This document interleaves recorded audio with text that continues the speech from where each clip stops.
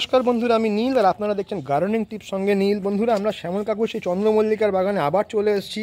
আজকে আমরা শ্যামল কাকুর সঙ্গে কিছু চন্দ্রমল্লিকা নিয়ে পরিচর্যা নিয়ে আলোচনা করে নেব, কীভাবে উনি এত সুন্দর চন্দ্রমল্লিকা করছেন, এত বড় বড় সুন্দর সুন্দর কম্পিটিশনের ফুলের জন্য ঘেঁষে চন্দ্রমল্লিকা করা রয়েছে, এই নিয়ে শুনে নেব। তার আগে আমরা কাকিমার থেকে শুনে নেব যে কাকিমা, সকালবেলা চন্দ্রমল্লিক বাগানে এসে আপনার কিরকম অনুভূতি হয়, কি একটু সকালে আমার তো খুবই ভালো লাগে, আমি মুগ্ধ হয়ে যাই। আর এখানে কি আপনারা এটা জানতে পারবেন না, এখানে একটা সুন্দর গোলাপের গন্ধ ছড়িয়ে থাকে। এদিকে আমরা প্রচুর গোলাপ দেখতে পাচ্ছি, গোলাপের গন্ধ ছড়িয়ে আছে না। আর মৌমাছিরা কোথা থেকে এসে এখানে মৌচাক বাঁধে। আচ্ছা, এত ভালো লাগে, এটা তো না দেখলে বলা যাবে না কিছু। যে সামনে না থাকবে অনুভব করে তাকে বুঝতে পারবে না। আমার এখানে মৌচাক এটা একটা মানে একটা চমক লেগে যায় ফুলের গন্ধে, মাদকীয় পরিবেশ, মাদকীয় একটা পরিবেশ, মাদকীয় পরিবেশ। এত সুন্দর যেখানে গোলাপ বাগান রয়েছে, এত সুন্দর গোলাপ, সেখানে তো স্বাভাবিকভাবে ঢেকে যায় ব্যাপারটা একদম। কাকু, আমরা চন্দ্রমল্লিকা যদি একটু কিছু পরিচর্যা আমাদের বলেন আপনাদের, যে কিভাবে কি করতে হবে। চন্দ্রমল্লিকার পরিচর্যা বলতে গেলে অনেকটা গোলাপেরই মতো। আচ্ছা, খাবার দাবার অনেকটা গোলাপেরই মতো। আচ্ছা, কিছুটা এদিকে ওদিকে আছে, কারণ গোলাপ হচ্ছে পার্মানেন্ট গাছ। আচ্ছা, 7-8 বছর 10 বছর তারা থাকে, কিন্তু চন্দ্রমল্লিকা 6 মাসের জিনিস আছে। আচ্ছা, অতএব শর্ট টাইমের মধ্যেই ওদেরকে ডেভেলপ করাতে হবে।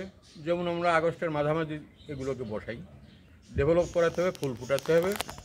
জানুয়ারিতে ফুল ফুটবে, ফেব্রুয়ারির মাঝামাঝিতেই মোটামুটি দিয়ে যায়। তো আপনি ঘেঁষে কাকু চন্দ্রমল্লিকা করেছেন, ঘেঁষে করেছেন দেখতে পাচ্ছি, ঘেঁষে চন্দ্রমল্লিকা একটু এই সম্বন্ধে যদি কিছু বলেন আমার দর্শক বন্ধুদের, ঘেঁষে কিভাবে করছেন। ওই গোলাপের মতোই প্রথমে এনে আমরা ওইভাবে বসাই 4 ইঞ্চি বা 2 ইঞ্চি পটে।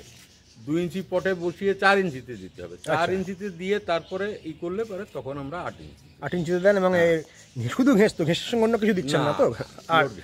আর আপনার খাবার দাবার যদি একটু বলেন। ওই প্রথম দিকে আমরা ওই 12-61 দিয়ে রুটটাকে ডেভেলপ করাই।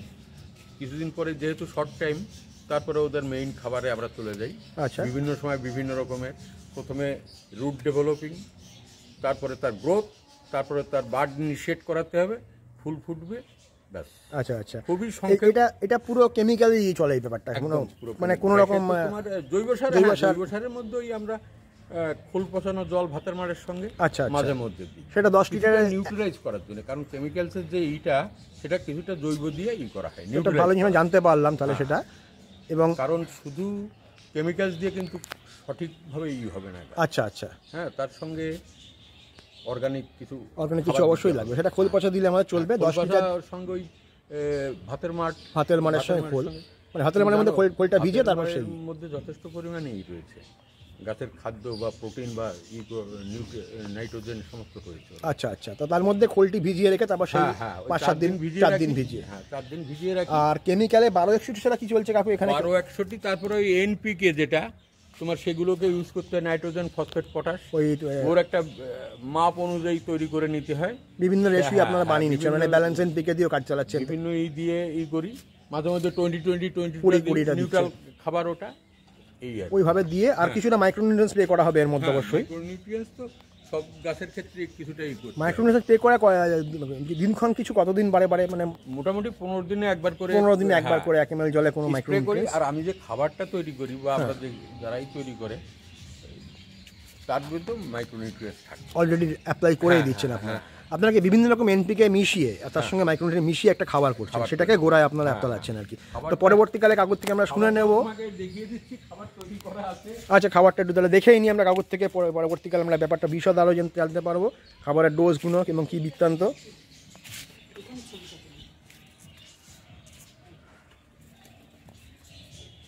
এই যে হচ্ছে খাবার, তৈরি করা খাবার, এরকম নাইট্রোজেন, ফসফেট, পটাশ হাতে নিয়ে দেখি।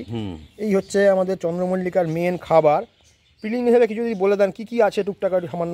আছে তোমার অ্যামোনিয়াম সালফেট, আচ্ছা, সুপার ফসফেট, আচ্ছা, potassium nitrate, potassium sulphate, magnesium sulphate, আচ্ছা, আর অনুখাদ্য তাও মেইনলি এগুলোই থাকে। তো আমরা শুনে নিলাম কখনো কিছুটা অন্যান্য পরিবর্তনও করতে হয় আর কি, গাছের ই অনুযায়ী, আচ্ছা, ডেভেলপ অনুযায়ী। হ্যাঁ, এই হচ্ছে ব্যাপার। তো আমরা শুনে নিলাম কি কি খাবার দিয়ে কাকু এই গাছগুলো করছেন। হ্যাঁ, ঠিক আছে। তো কিছু কিছু আমরা শুনে নিলাম, এই খাবারগুলো দিয়ে কাকু এই চন্দ্রমল্লিকাগুলোকে করেছেন এত সুন্দরভাবে, একদম মানে পুরো চোখ জুড়ানো, দিন আলো করা একটা ফুল। তো বন্ধুরা, পরবর্তীকালে আপনারা যদি চন্দ্রমল্লিকা করতে চান, এই ধরনের পরিচর্যা এবং এই ধরনের ট্রিটমেন্ট করলে পরে আপনারা কিন্তু এই গাছগুলিকে খুব সুন্দরভাবে এরকমভাবে করতে পারবেন। আর কাকু ফাঞ্জিসাইড ট্রিটমেন্ট তো এর মধ্যে লাগে নিশ্চয়ই প্রচণ্ডভাবে, ফাঞ্জিসাইড ট্রিটমেন্ট মানে মোটামুটি আপনারা 7 দিনে নাকি 10 দিন বা 15 দিনে, মোটামুটি 7 দিন বা 10 দিন না 15 দিনে ফাঞ্জিসাইড, এই তো ওই 8 থেকে 10 দিনের মধ্যে একবার 10 দিনের মধ্যে একবার ইউজ করছেন ফাঞ্জিসাইড, একবার ফাঙ্গিসাইড, একবার পেস্টিসাইড। 10 দিন পরে পরে অন্তত একবার 8 থেকে 10 দিনের মধ্যে একবার দিতে হয়। গোড়াতেও দিতে, গোড়া জলে গুলে 2 গ্রাম পার লিটার জলে গুলে হয়তো গোড়া জলে হ্যাঁ, না দিলে অনেক সময় রুট ড্যামেজ হয়ে যায়, রুট ডেমন হয়ে যায়। তারপরে চন্দ্রমল্লিকার একটা কি ওই ধসা রোগ মতো লাগে, হ্যাঁ, এই জন্য ফাঙ্গিসাইড, এই পাতা খয়েরি হয়ে যায় যেটা, হ্যাঁ হ্যাঁ হ্যাঁ ওটা ফাঞ্জিসাইড। ঠিক। তো মাঝে মাঝে এরকমভাবে ট্রিটমেন্ট চালালে এত সুন্দর চন্দ্রমল্লিকা আমরা কিন্তু করতে পারবো। দর্শক বন্ধুরা, আজকে এ পর্যন্তই। পরবর্তী এপিসোডে আবার দেখা হবে অন্য কোনো বিষয় অধ্যায় নিয়ে। আজকে নমস্কার। ভিডিওটি ভালো লাগে লাইক করবেন, কমেন্ট করবেন, চ্যানেলটি শেয়ার করতে ভুলবেন না। নমস্কার।